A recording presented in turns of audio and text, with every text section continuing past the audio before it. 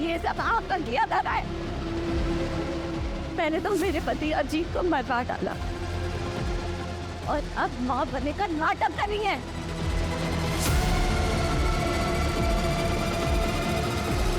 भाभी भाभी मैं क्या कह रहा हूँ, आप शांत हो। हाथ नहीं लगा।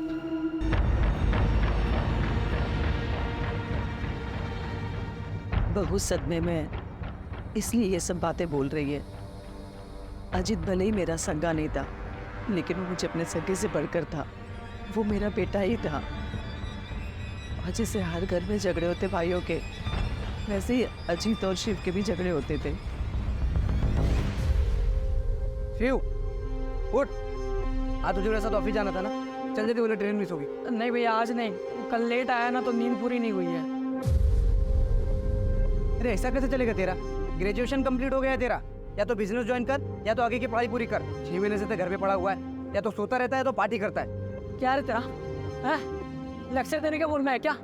भाई है ना, भाई बन के रहे, बाप बनने की कोशिश मत कर। शिव, ये तू कैसी बातें कर रहा है? वो तेरे भले के लिए बोल रहा है ना, और तू उसके साथ इतनी बदतमीजी से बात कर रहा है। माफी मांग उससे। कहाँ जा रहा है तू? दोस्त के घर पे सुकून से सोने। रे शिव, बहुत है कि तेरी मनमानी। रेडी हो और ऑफिस चल। हाथ कहूँ ना कुछ माना। जाऊ दे अजीत, विनाशकाली विपरीत बुद्धि। पर ये आई जितना अच्छा बनने की कोशिश कर रही है ना, उतनी अच्छी वो है नहीं। वो नाटक कर रही है। उन्होंने कभी भी मेरे पति अजीत को अपना नहीं माना था। शिव, किधर जा रहा है? जा मेरे कमरे में जाके सो जा। अरे जा ना। अंदर तो बहुत नाटक कर रही थी तू। करना पड़ता है, प्रॉपर्टी में हिस्सा नहीं चाहिए क्या? और तेरा भी गुस्सा ना थोड़ा कम ही रख, समझ गया? वो सिर्फ प्रॉपर्टी के लिए सारा नाटक करती है।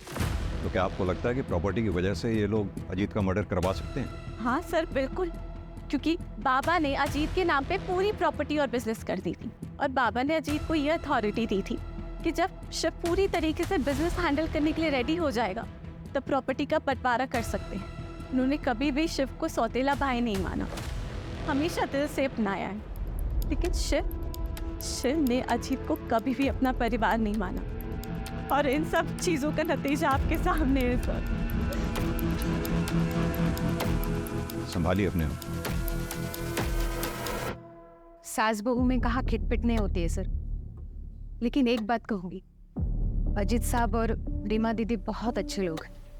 यहाँ कब से काम कर रही हो? यही कुछ 2-4 महीने पहले। कैसे लगी थी नौकरी? वो अजीत साहब ने एजेंसी से बात की थी, मैं एजेंसी के जरिए यहाँ आई।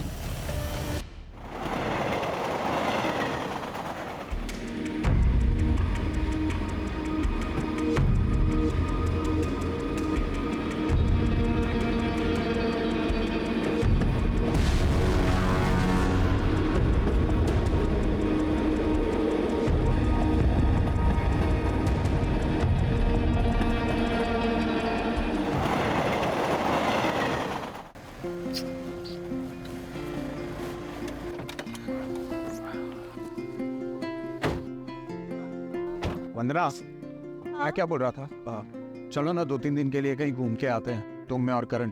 तुम्हारा मूड भी चेंज हो जाएगा और थोड़ा स्ट्रेस भी कम हो जाएगा तुम्हारा। नहीं नहीं, मुझे नहीं जाना कहीं पे भी। क्यों? मुझे ना काम का बहुत ही ज्यादा प्रेशर है, और मुझे लग रहा है ना मैं अपना काम ना मैनेज भी नहीं कर पा रही हूँ। अरे don't worry, don't take stress, सब ठीक हो जाएगा। ओके वंदना, इसे भूख लगी होगी, इसे फीड करा दो प्लीज। अरे नहीं नहीं, मेरी ना आधे घंटे में प्रेजेंटेशन है और मुझे प्रिपरेशन भी करनी है। तुम ना इसे फार्मूला पिला दो। व्हाट? 1 minute, hello. तुम्हें इसके साथ बिल्कुल भी अटैचमेंट नहीं है? यस। अरे सुनो,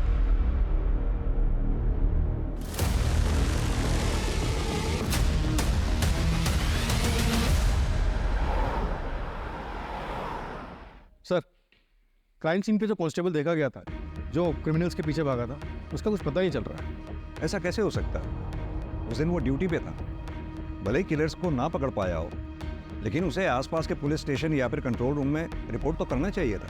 पर ऐसे कोई रिपोर्ट कहीं हुई नहीं है sir. 1 minute sir. Sir, Ajit की CDR रिपोर्ट आ गई है। सर, अजीत के पिछले 3 महीने से एक नंबर पे कई बारी बात हो रही है। किसी दृष्टि अवस्थी का। दृष्टि अवस्थी? हाँ सर, वो अजीत की एक्स गर्लफ्रेंड थी। अजीत ने मुझे उसके बारे में शादी के टाइम बताया था। दृष्टि ने उन्हें छोड़कर किसी एनआरआई से शादी कर ली थी, लेकिन अजीत बहुत सीरियस थे उनको लेकर, इसलिए वो जब भी उन्हें कांटेक्ट करती तो वो उसे इग्नोर नहीं कर पाते थे। अरे हाँ बाबा, घर देख लिया है मैंने और रेंट बजट में भी है। अरे तू पहले सेटल तो हो जाए, फिर साथ में चल के देख लेंगे। हाँ ठीक है। इतनी रात को किससे बात कर रहे हो? अरे वो दृष्टि है, वो यूएस से यहाँ पे सेटल हो रही है, तो घर ढूंढ रही है रेंट पे, तो मैं उसको हेल्प कर रहा हूँ। तो तुम्हें क्यों कॉल किया? मुझे 1 मिनट, तुम मुझ पे शक कर रही हो? ऑफ कोर्स, एक्स गर्लफ्रेंड है वो तुम्हारी। एग्जैक्टली, एक से वो मेरी। तुम मेरी प्रेजेंट हो, फ्यूचर हो। I love you. हाँ, मैं बात करती थी अजीत से, फ्रेंड था वो मेरा, और 5 साल बाद इससे मिलकर अच्छा लगा था। इतना अच्छा लगता था कि आपस में एक दूसरे को इतने सारे कॉल किया करते थे। दृष्टि जी, कहीं ऐसा तो नहीं पुराना प्यार फिर से जाग गया था? एक्सक्यूज मी सर, ऐसा कुछ नहीं था। और वैसे भी अजीत एक बच्चे का बाप था। और वही अजीत आपके लिए रेंट पे घर ढूंढ रहा था। वो क्यों मेरे लिए घर ढूंढेगा? अच्छा, एक बात बताइए आकाश, सर। ये सब क्या चल रहा है? किस लिए आए आप यहाँ? आपको पता है ये किसका घर है? और आने से पहले आपने इंटीमेशन क्यों नहीं दिया? जरूरी नहीं समझा आपने? सर कुछ नहीं, बस रूटीन पूछताछ करनी थी सर। हो गई आपकी पूछताछ? जी। Now you go. और ये याद रखिएगा, दृष्टि मेरी बेटी है, वैसा कोई क्राइम नहीं कर सकती। सर। बेटा कोई टेंशन की जरूरत नहीं है, मैं हूं। रुपेश, इन दोनों में से कोई तो झूठ बोल रहा है। ये रीमा जरूर इनसिक्योर फील कर रही होगी सर।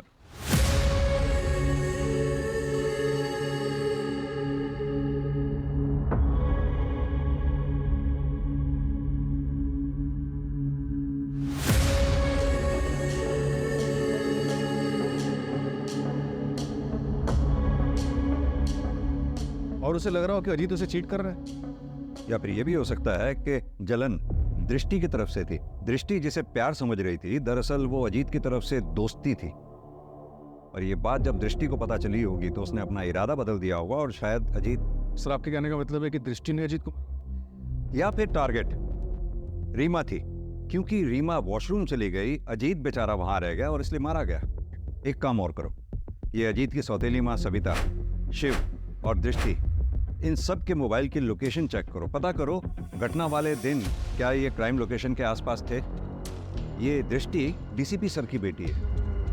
अगर ये दृष्टि इस केस में इन्वॉल्व है तो उसने अपने सारे ट्रैक्स बखूबी क्लियर किए होंगे और इस काम में उसने जरूर किसी की मदद ली होगी। क्राइम लोकेशन से गायब हुआ कांस्टेबल।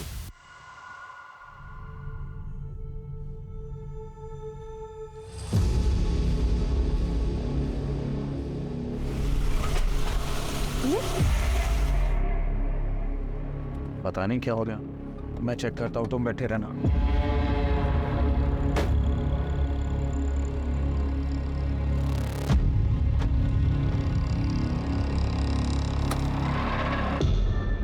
क्या हुआ नीलेश? पता नहीं यार, शायद पेट्रोल टैंक लीकेज है, मुझे फोन करना पड़ेगा। हाँ शहजाद सुनना, मेरी गाड़ी बंद हो गई है यार।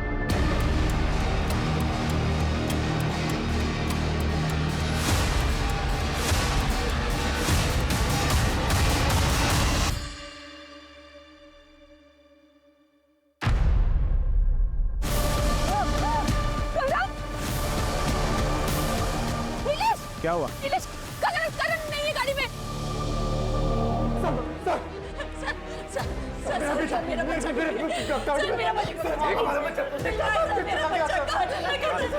आराम से बताइए क्या हुआ आपके बच्चे को? सर हम लोग लंच करके वापस आ रहे थे, मेरा बच्चा पीछे गाड़ी में था। क्या हुआ नीलेश?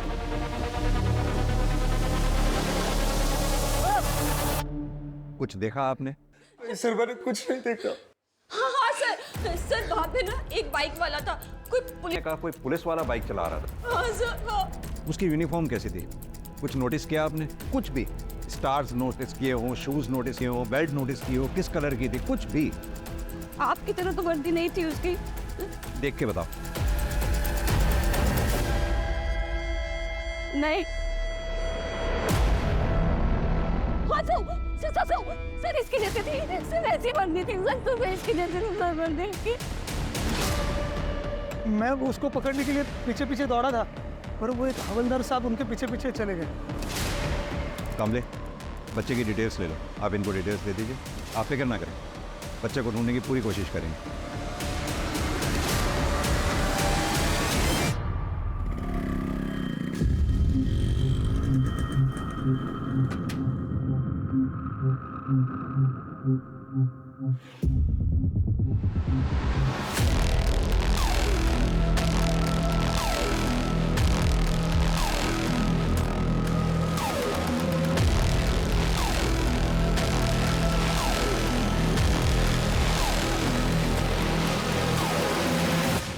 एक काम करो, नीलेश और वंदना का बच्चा जहां से चोरी हुआ था उसके आसपास के सीसीटीवी फुटेजेस चेक करो। पता तो चले कौन है जो पुलिस की वर्दी को बदनाम कर रहा है। पर मैं अपनी करण की बिना मैं नहीं रह सकती, मैं नहीं रह सकती। नीलेश मुझे ब्याह करने लाके दो, नीलेश मुझे मेरा करण लाके दो, प्लीज लाके दो, प्लीज मुझे मेरा लाके दे दो। मैं डिटेल्स भेज रहा हूँ, पूरे शहर में नाकाबंदी करवा दो। या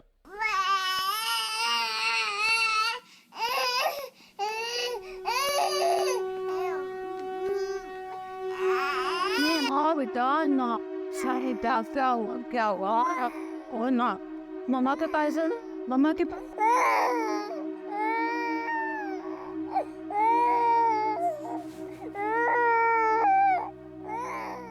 दीदी दीदी दीदी, वो मैं ये बोल रही थी कि 13वीं के बाद आप ना अपनी मम्मी के पास चली जाओ। उन्हें पैरालिसिस है पर आप तो जा सकती हैं। देखिए, आपका भी ध्यान बटेगा और उनको भी अच्छा लगेगा। वो आपके लिए परेशान हो रही होगी।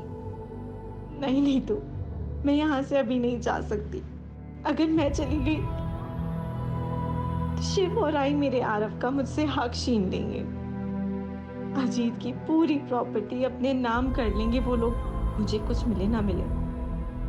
मैं अपने आरव के साथ ऐसी नाइंसाफी नहीं होने दूंगी। अगर अजीत यहाँ होते तो ये सब कभी नहीं होता।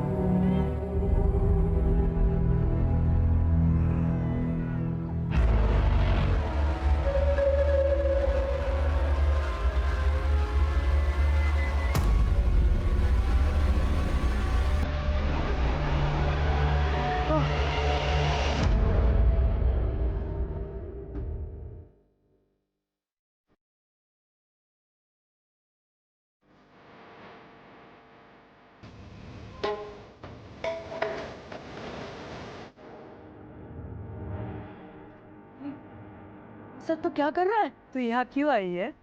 जो टांग अड़ाने में बहुत मजा आता है ना। तुझे पता है ना टांग अड़ाने वालों के साथ क्या होता है? नहीं पता? नहीं पता?